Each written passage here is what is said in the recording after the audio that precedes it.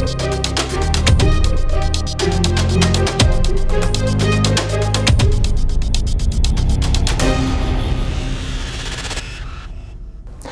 and welcome to another edition of Critical Q&A, the show where I answer your questions based on what you've left for me in the comment section of my Q&A videos or have sent to me by email at askchrisshelton@gmail.com.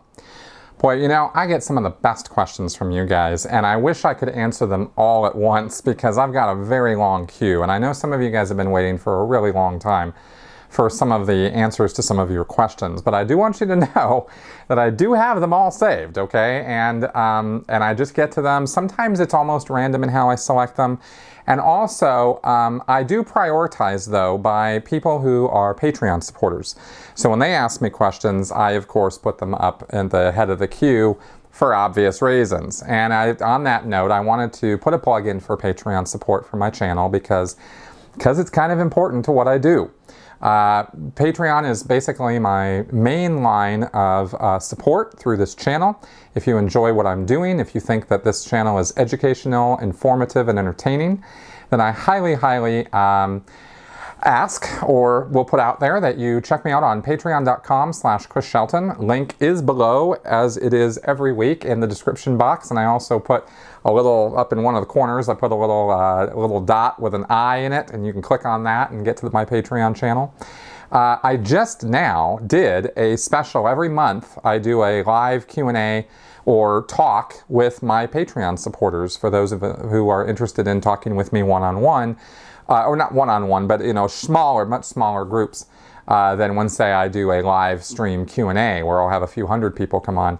And the Patreon hangouts, those tend to be a lot less. And we just did one, talked for an hour. It was awesome. I got to tell them about some of my future plans and ideas and some of the things that I'm doing in my personal life that I don't particularly go into, even though I do open up quite a bit on this show. So anyway, I just wanted to put a plug in for that. Also, if you did not see my podcast with John Atack this week, I can't recommend it enough. John's always a favorite on this channel, and he's usually got very, very intelligent things to say, and this week was no exception. We talk a lot about some cult education and history on the European front, which is very different from what goes on here in the United States. And there's a lot of good reasons for that. They're actually a bit more progressive and a bit more ahead of us in terms of how they're dealing with cult phenomena over there. So anyway, you can check that podcast out. And of course, if you have not seen the video I posted on Thursday, it was the presentation I did last week in Phoenix. And it's why smart people fall for stupid things. And it answers the question of why people get involved with Scientology in the first place. One of the most popular questions on this channel, and one that I spent a whole hour discussing to give the whole story on that. So, that all being said, let's go ahead and get on with your questions for this week. Nick C.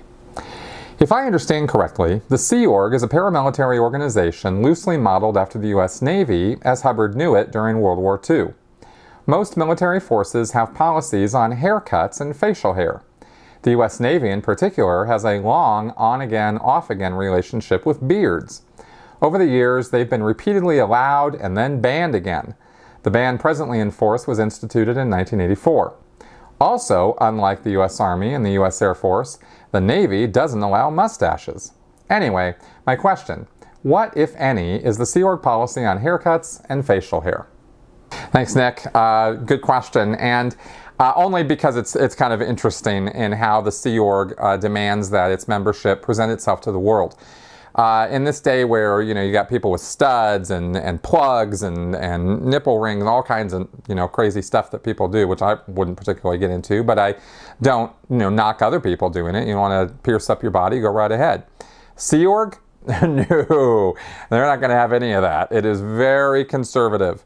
As far as facial hair, people can have beards in the Sea Org. People can have mustaches in the Sea Org. Men can, of course. Hopefully the women don't. And they, as long as they're neatly trimmed, as long as they look professional. The idea is business professional standard. That's basically, and that standard, and I guess I should say business professional standard from, say, the, you know, I don't know, the 90s or the you know, I don't know exactly what time period you would say, because, like, for example, I won't say the 50s. You know, people in the Sea Org don't have to have crew cuts. They don't have to have, you know, no facial hair. I don't know that that's ever been a thing in the Sea Org. By the time I got in the 1980s, the idea of having long hair was definitely nilcho, though. Which was funny because we would talk about the fact that old members, you know, you'd see pictures of people back on the ship in the 60s and 70s, and they had long hair, ponytails, you know, beards, you know, long mustaches, droopy, and you know, obviously the 60s and 70s hip, chic, professional look was maybe a little different from, you know, as time moved forward. So that's kind of, so they really, it's one of those things where they don't define it exactly. There aren't specific guides. There's no like necessary length. It's more like, it's more like if you piss off the wrong person, or you look in a way that some senior executive disagrees with or is somehow offended by your appearance, you're going to hear about it. And they're gonna tell you straight away, you know. And then sometimes I saw a couple times during my time in the Sea Org, people ordered directly to go get a haircut or go get whatever, you know, dealt with. This is mostly dealt with, pretty much handled on the EPF, the Estates Project Force, which is sort of the Sea Org boot camp. When you first get into the Sea Org, you have to go through all this rigorous training and classes and stuff. And the guy who runs the EPF is preferably somebody with a military background and somebody who's going to run a tight ship on the EPF. Is going to be, you know, very stringent. And they're going to, you know, remove all the studs and the plugs and anything that's going to, you know, be of poor appearance as far as Sea Org style goes. And it's kind of a cultural thing. It's not really a in-writing thing. There's a guide, I think, at Flag and in PAC, the big blue buildings in LA. There are guides to appearance, you know, little booklets that they put together that basically just say neatly trimmed. So, you know, if it fits that kind of look, then you're pretty much going to be okay. Women get a lot more attention. There was one time where we even had professionals come in and do a whole grooming thing with all the women on the base. This was in the late 90s. And they styled a bunch of women and cut hair and tried to they gave a seminar or something on appearance. They did one for the guys and one for the girls. And so there were efforts made in that direction, and that's pretty much how it goes. If things get too unruly, if you get too unruly or unkempt, you know, again, you're going to hear about it. But most of the time, people don't pay a whole lot of attention to it unless it's distracting. So anyway, that's what I can say about that. L.M. Barnes 3. Are you concerned with Jada Pinkett's Red Table Talk? It appears to be a new way to sell Scientology without saying the word. Check out her discussion on raising kids as adults. Alright, so Will Smith's wife, Jada Pinkett, has started a show on Facebook where she live streams or does pre-recorded shows and puts them out on Facebook, and it's called Red Table Talk. And I watched some of the first episode, and then I went to watch the one on raising the kids, the Smiths, you know, growing up Smiths or something like that it was called. And well, you know, I don't know that the Smiths are Scientologists anymore.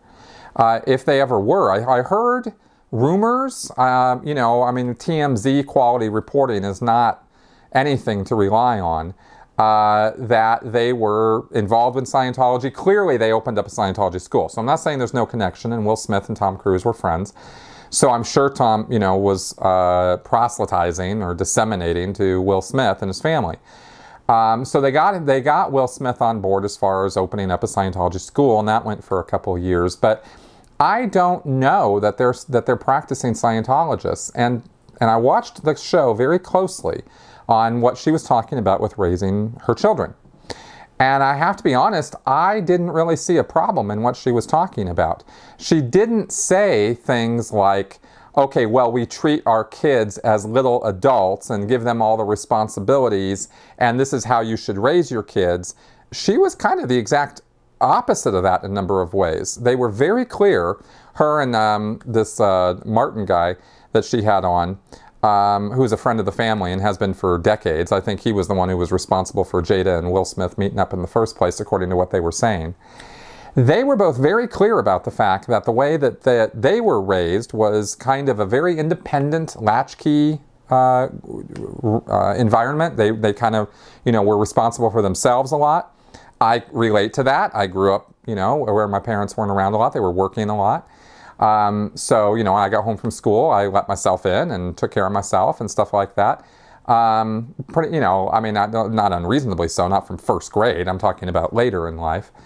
And they seem to indicate that that was how they were raised too. So they said that that in raising their own kids, that they kind of took what they were presented with and they dealt with it as each individual child. So it wasn't that it was a blanket policy that the kids were all little, spiritual beings in little bodies and that they lived forever and they knew everything that they needed to know already and they just needed to be reminded of it. That's Scientology. That's the Sea Org attitude and Scientology attitude towards kids. And that's not what she was saying. She said that you should, in fact, they said flat out, this isn't a recommendation of how every kid should be treated. Not every kid is capable of being independent. Not every kid's capable of taking care of themselves or making their own decisions at every step along the way. Not all 15-year-olds equal all 15-year-olds, And she said a couple other things. One of the things she said was that she wanted to create an environment where, rather than overseeing her kids, there was a question about whether she has the passwords to her kids' social media accounts. And I don't know that she answered that question, but she did say that rather than creating an environment where she feels that she has to spy on her kids or oversee her kids or watch over what they're doing, she wanted to create an environment where she was somebody that they could come to if they had a problem or an issue, and they would deal with it together, and that she was always going to be somebody that they could talk to. That's pretty healthy parenting as far as I'm concerned. So I didn't really see a Scientology influence there.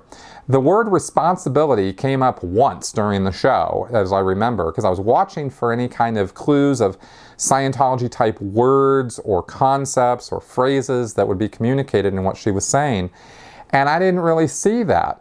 Scientologists are really big on exchange, personal responsibility, that the spiritual aspect of a child, and how a child is really just an adult growing his body or her body. None of that was what came across in what she was saying. Now, if I watched the wrong episode, please let me know. Because I'm just talking about the one that I watched that was something that I think it was called Growing Up in the Smiths or Growing Up with the Smiths or something, which as far as I could tell was the one that was talking about what you'd referred me to. So I didn't really have a problem with that, and I didn't see evidence of Scientology influence there. So that's my take on that show. Lori Pacheca. Did you grieve when LRH died? If you were too young, do you recall your parents' reaction? Did you feel like you missed the grand old days of LRH's command coming to the Sea Org after his time? L. Ron Hubbard died in 1986, and I was 16 years old, or 15. I think I had just turned 15 years old, actually. And I was sad when I heard that he died. I was at home. I lived in Santa Maria, California at the time. I was still going to high school. I think I had maybe just started. Yeah, I think the summer before I had just started doing Scientology services. So it was still kind of, relatively fresh and new for me. And I'll tell you a story. Because this is exactly what happened when I heard that he died. I did feel sad. I didn't feel sad because the founder of Scientology was dead and what was that going to mean for Scientology, or what was going to happen, or I didn't feel adrift in any way because of that. Here's why I felt sad. When I was about 7 or 8 years old, I wrote L. Ron Hubbard a letter. And there was a policy in the church that you could always write to Ron, no matter who you were or what you had to say, and he would always get your answer. You would always get your letter, and, most of the time write you back. This is called the SO number 1 line. It's this line that, this policy in Scientology. And I did not know at the time that other people were answering, reading his mail and answering for him. I had no idea about that. I'm 8 years old. I get this letter back from him, and it talked about, I talked about how I had gone to summer camp, and Hubbard, or ostensibly, or somebody in Hubbard's name, wrote me back and said that Hubbard's name, saying, I remember going to Boy Scout camp, when I grew up in Montana or wherever, and I always had a good time. Why don't you write me back and tell me about your experiences? Well, I tried to write him back. I never could write the whole story of my summer camp experience because I was pretty young, and I never really sat down and wrote it all out. I had this sort of vision of what I wanted to tell him. I tried writing him back with this other, and sending him some, some little finger puppets or something. Again, I was 8 years old, right? And my dad stopped me from sending those. He thought that Hubbard didn't really need that, and said, I think Ron has a few more things to do than get your finger puppets. And that kind of stopped the communication at that point. I didn't really have anything else to say to Hubbard. So I grew up, right? And then comes around to being, 7, 8 years later, and he dies. And my thought was, shit, I'm not going to be able to write him about that summer camp. I know that's ridiculous. I know that is the stupidest thing ever. I'm just honestly telling you what went through my head. That I felt that I had somehow not fulfilled an obligation that I'd had to not write him back in not doing that. So that was my initial thought when he died.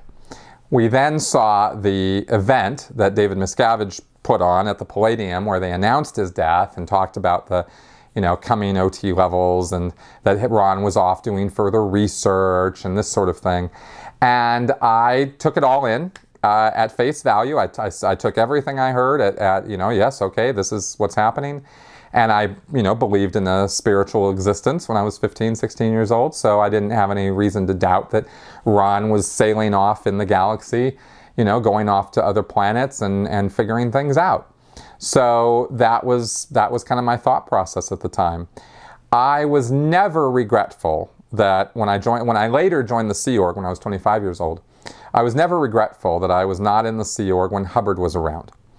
I voraciously would encounter people and stop them who had met Hubbard or worked with Hubbard, and I would just quiz them, sometimes for over an hour, about everything Hubbard. Tell me all about him. What was he like? I was trying to answer for myself at that point the question, how did one man figure all this out? It didn't make any sense to me. I couldn't think my way through it. I didn't know then what I know now, that Hubbard didn't figure it all out, that he was a blatant plagiarist and thief. He would just steal people's ideas and call them his own. I had no idea that he had ever done anything like that. I took it, again, naively on face value, that everything with his name on it was written by him. Everything that he said was his original thinking. And that, of course, is not true, as I've documented all over my channel.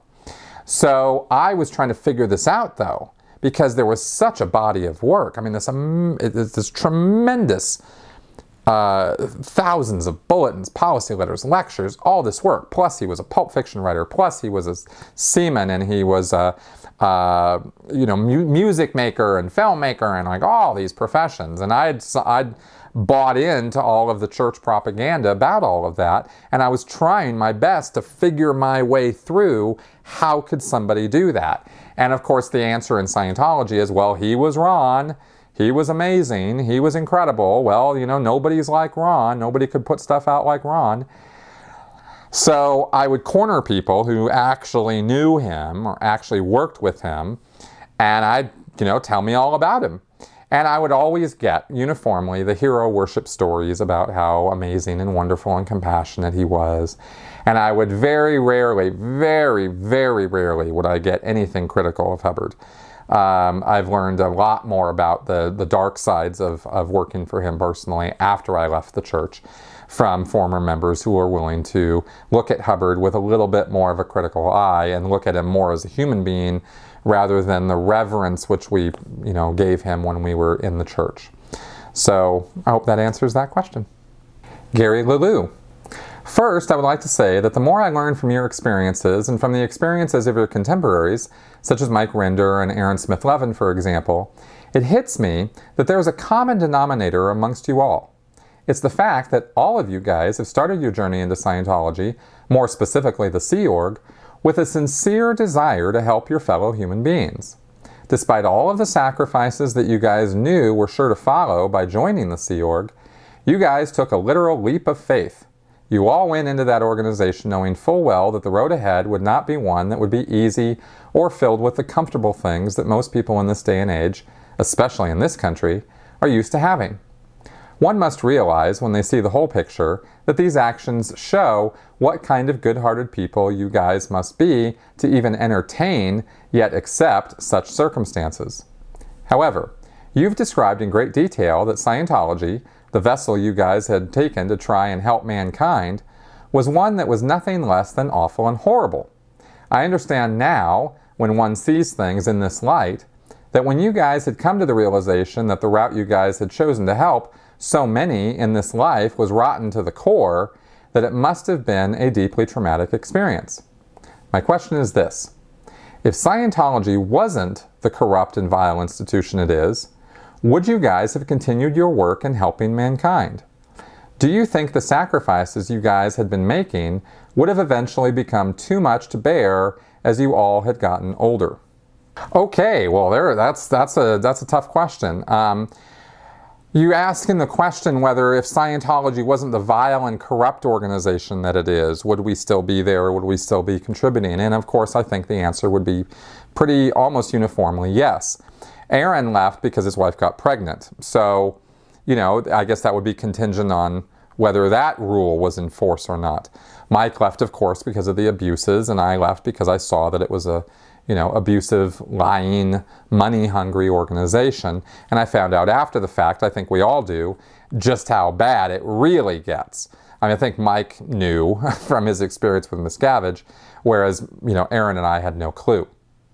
So speaking for myself, I'd say that if it was a kinder, more beneficent organization that was more supportive of its members, if it tried to get its membership up the Scientology bridge the same way it tries to get the public up the bridge, if it, maybe paid a wage commensurate with inflation so that we weren't getting, chump change every week, then yeah, I probably would have stayed because I would have been part of something that I would have been okay with the sacrifices I was making because I felt that the mission was tantamount and that we were doing good work. And like I've mentioned many times before, I helped a lot of people in Scientology. Sometimes, in fact most of the time, I helped them despite Scientology, but I was so full of cognitive dissonance that I was able to rationalize almost anything. And so I would rationalize that I was helping them with Scientology and that I was making people's lives better. And in many ways I did. So I liked doing that part of it. And I continue liking doing that part of it with what I do now. So, it's just now it's a bit more, more honest. And it's not scammy. What I'm doing now is not scamming people. At the time, unknowingly, that is what I was doing. So I'm trying to give various ideas of how I think this question, is what your intent is here. If Scientology worked and produced clears and OTs that actually were clears and OTs, shit, I'd go back and work for them now. Because that would be amazeballs. I mean, if you could produce people who have eidetic memory, don't get sick, and are cause over matter, energy, life, time, space, and form, I mean, for God's sake, that would be amazing. And, you could get Miscavige out of there. You could overcome those levels of abuse and move that ball down the road and help people to attain true spiritual freedom. My God. I think everybody would be beaten down the door of Scientology if that were true. But of course it's not true. None of it's true. And so, so don't judge me for saying I'd go back to work for that organization if those things were true, because those things aren't true. And of course, I'm not going to go anywhere near Scientology ever again because of that fact. So, so I just want to make that clear that, I would be willing to give up a great number of things, even now, if it was in the true forward progress of mankind. I mean, wouldn't that be worth something? I think it would be, and that's certainly what motivates me. So that's my answer to that question, and I hope that it satisfies. Iria Blaskop. I watched your video on how to not be culty, and it was really interesting, but it raises a question that I've had for a few years, and you might have the answer, I hope. I've read about Scientology and other cults for years now. I've watched some documentaries and Leah Remini's series. However, even if you all talk about the common goal of saving the world, I don't find any information on how Scientology was trying to save the world. Did they tell you how you would do it? How to serve the cause? Which actions they/you were taking? I tried to search the internet but couldn't find any information about Scientology's activities to save the world, quote unquote. I know they won't, but I'm curious to know how they communicate and act about it. All right, so there are a couple different levels of this, and it is a little hard to figure out when you look at all of the stuff about Scientology on the internet, how's all this supposed to work? And that's why I've ended up making so many videos talking about it and breaking it all down. But as far as the concept of saving the world, it's kind of a twofold process. The first part is getting everybody involved in Scientology in the first place, getting them in and getting them on board, because that alone is supposed to bring a sort of a calming effect and bringing truth to people and giving them tools for their lives so that they'll lead more effective, happier, industrious, productive lives. Scientology envisions a sort of utopia kind of civilization where everybody has their place and everybody's doing what they want to be doing, and everything is moving towards the sort of the common good. They don't really think about it a whole lot in terms of the nuts and bolts of how this goes together. It's all very magical thinking and kind of airy-fairy.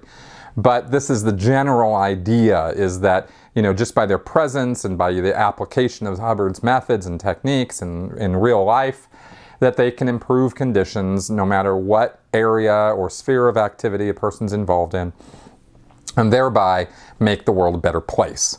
And of course, there's a bit of a pacifistic idea in Scientology. They're anti-war, anti-conflict. They don't want to damage people in order to save them, like through psychosurgery and stuff, which is one of the reasons why they're so anti-psychiatry. Outdated ideas, but generally well-intentioned ideas.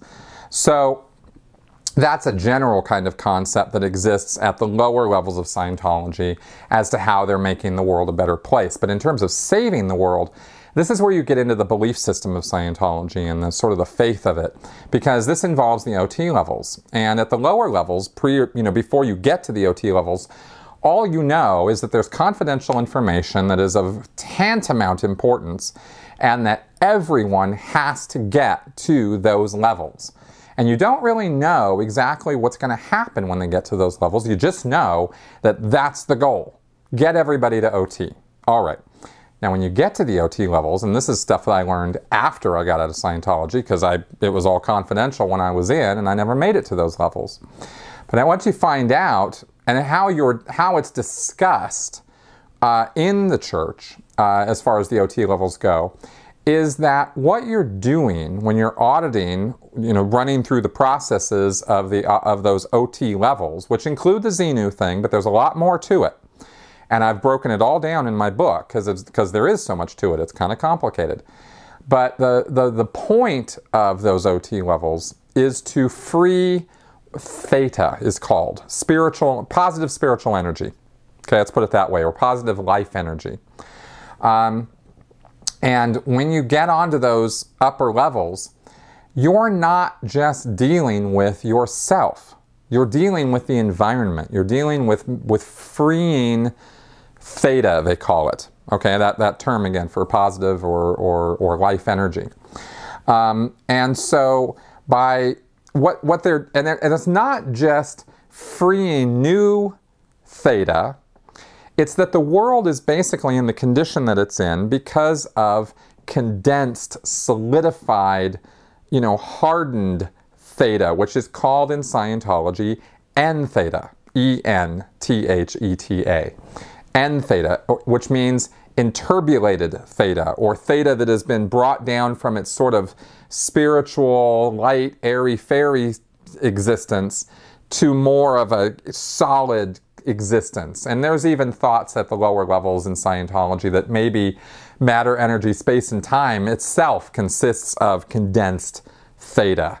Hubbard didn't really go there, but that's kind of a sort of a thought that maybe we're, the physical universe itself is sort of the antithesis of theta, and that by converting that N theta into theta, you are freeing up life potential, and thereby reducing the tendency or urge of people in this world to violence, to ignorance, to solutions that don't work, right? To nonsense and irrationality. And again, this is all very magical thinking, okay? There's not a lot of basis for this thinking. It's just sort of they're taking Hubbard's word for it. And you get onto these OT levels and nothing that you're doing really ends up producing any of this. But that's what they think they're doing. If you're familiar with the Xenu story and with body thetans, then you're familiar with the idea of these, spiritual entities that are basically asleep or unconscious, and you're waking them up and revitalizing them and sending them on their way. That's the conversion of N theta to theta, okay? And the way it was explained to me when I was in the Sea Org is that the Flag land base, the place in Clearwater, Florida, where they deliver these OT levels and the highest OT levels, is sort of a theta factory. And it just is spewing theta all day long. and that there's such a tremendous amount of N theta that's solidified over all the trillinia of years that we've existed. And that this OT3 thing, which you don't know the details of until you do it in Scientology, so I didn't know what it consisted of. I just knew that it was super important, and that there was some big secret to learn on it, and that this secret involved how we were converting all this N theta into theta, and that there was a lot of work to do, and that we had a balance. It was sort of, if you imagine a scale of N theta and theta, our job was to tip the scale, because right now it was heavily tipped to the N theta side, and we needed to bring more theta and tip the scale. And by doing that, we would literally be changing the conditions of society, and we would be converting our whole civilization to a sort of golden age of enlightenment and reason and theta. And that's kind of how it's explained in the world of Scientology. So you're not going to glean that whole explanation from pretty much anything you're going to read on the internet that I've run across. So I think I've talked about this once before on this show, but it was a long time ago, so it was time for me to explain this all again.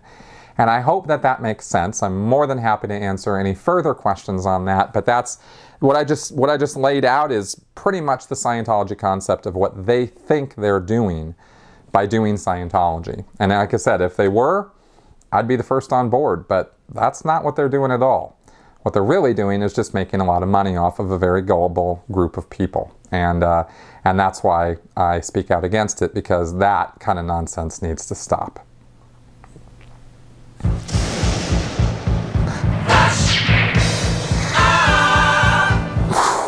All right, it is Flash Answers time. Bengt Olson. I just read your book, Scientology from A to Xenu. Thank you. In the book you say that the Galactic Overlord's real name was Xenu, not Xenu. Why then did you call the book Scientology from A to Xenu?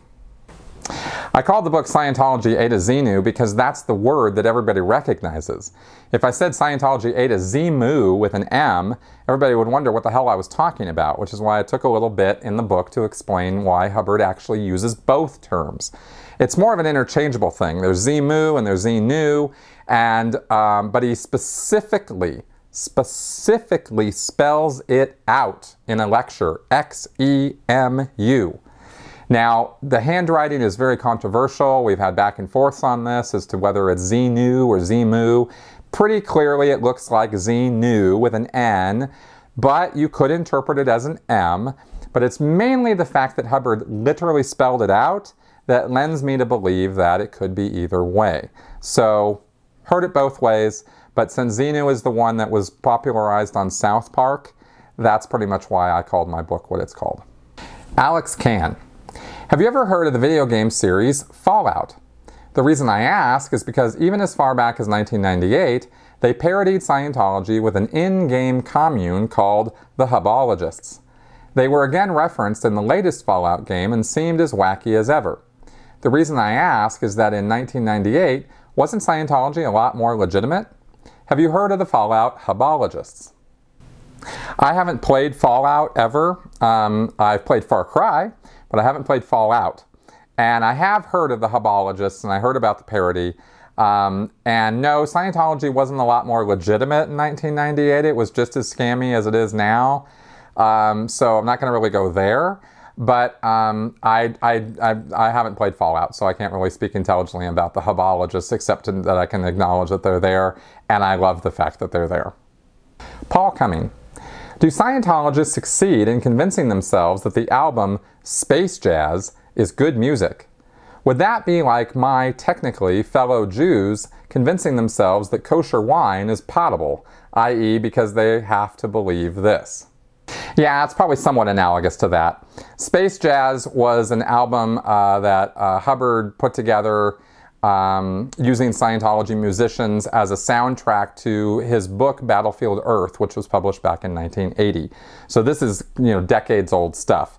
And Space Jazz was not great music, not something I ever listened to, for example. I think I heard it once and I was like, what the hell is that?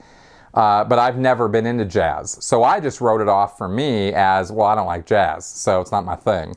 I didn't really get into judging the music any more than that. So yeah, Scientologists who like that stuff, maybe some of them like jazz. Chick Corea is a Scientologist. He's an internationally famous jazz musician. I think he might have been involved in that a little bit. So, if you have a taste for jazz, then maybe you'd like that. But me, I can't, keep me away. Okay, that is our show for this week. Thanks a lot, guys, for coming around and giving me your questions. And please leave any comments or further questions in the comment section below, and I will get to them and I will answer them eventually. Thanks for coming around, and I'll see you next week. Bye-bye.